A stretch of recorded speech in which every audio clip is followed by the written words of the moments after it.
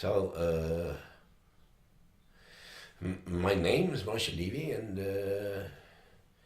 I used to live in Paris, France. So, when I was younger, I used to go to discotheques, but not only that, I used to teach people to dance. I used to ride my bike a lot. And one day, as I was riding my bike, I felt very hot and sweaty. And when I finally got to my parents' house, I went into my room and collapsed on the bed.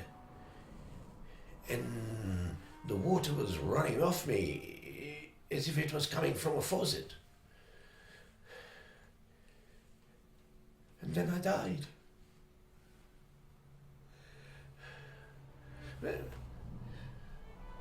My neshama, my soul, left my body, and floating above, I saw my whole family yelling in fear because I died.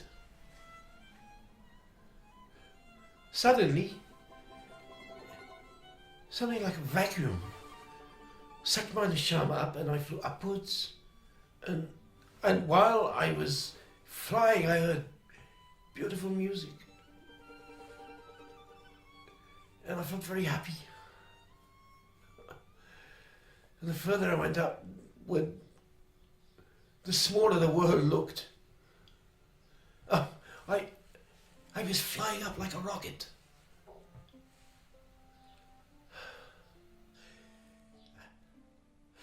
And I was placed in a very dark place.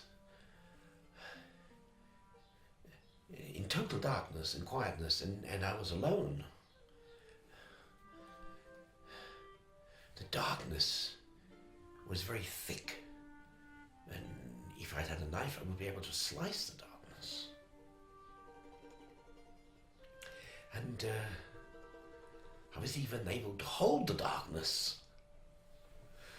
It was a form of punishment I never dreamed about. I was choking and yelled with all my strength, "Where am I? What is going on? Get me out of here!" A voice answered. He said, "This is your punishment. You have lived as an egoist. You have lived entirely for yourself, never considering other people. Therefore, this is your punishment.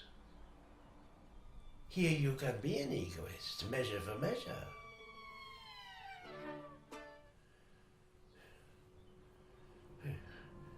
After a while, I saw smoky figures coming towards me through the darkness. They were very squarey, and white smoke was coming out of their eyes. They were yelling at me, "Whoa! Whoa, whoa, whoa to you!" And then I saw more troops of white forms coming, and they all surrounded me, yelling. I tried hiding, but they kept surrounding me, shouting, "Whoa, whoa, woe to you!" I felt they wanted to hang me dead. Suddenly, they all became silent. And an old man appeared to me. He had a white beard, and he looked very beautiful. He looked so gentle, and it was a real pleasure just to look at him. I understood he was an important holy man at Sadiq, because everyone was silent when he entered. He told the white figures to leave me alone, and I saw that they were afraid of him and respected his wishes. It was my grandfather. the rabbi, Yitzhak Taib. I asked him, "Where am I? What's going on? And my grandfather answered, this is the world of truth.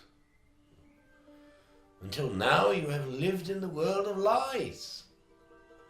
Now we are in the world of truth.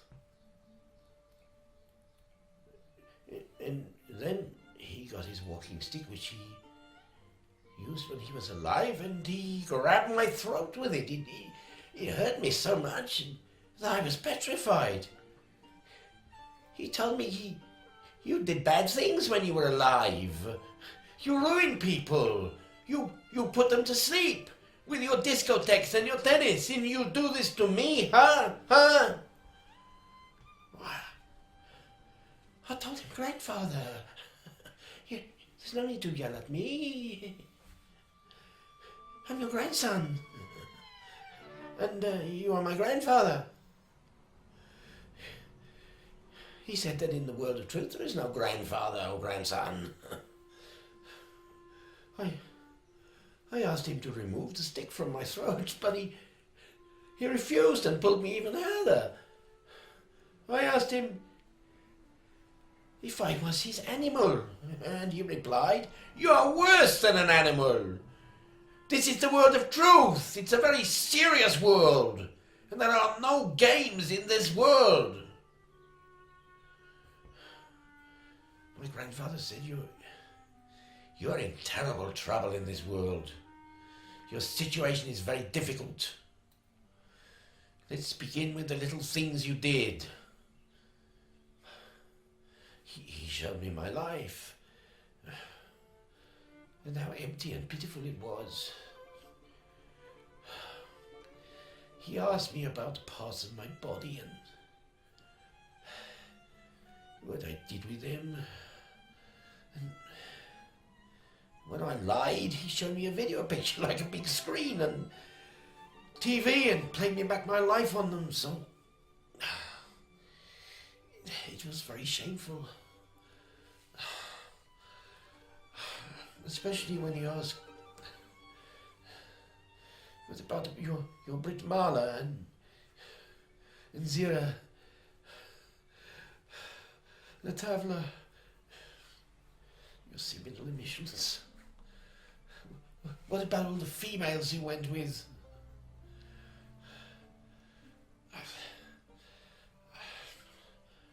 I saw two big angels stating I was a wicked man. They showed me a flaming hell and said that it was the place for me. I was petrified, and I yelled with all my mind, I want to do teshuvah, repentance. I want to do teshuvah. From the fear I began crying, and I continued yelling, I want to do teshuvah. Well then, Shemayim, that is heaven, saw that I wanted to do teshuvah, and I understood that I must begin my tikkun reparations.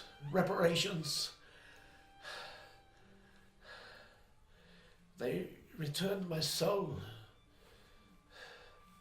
back to my body, and I woke up in the hospital morgue in Paris.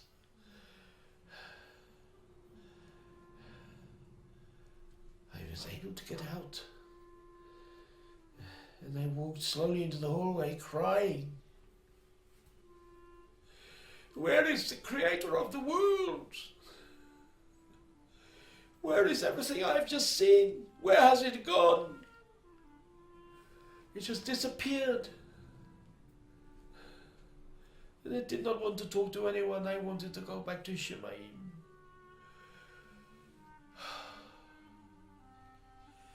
In the end, a person takes with him into the world of truth only the mitzvot he has observed in the lower world.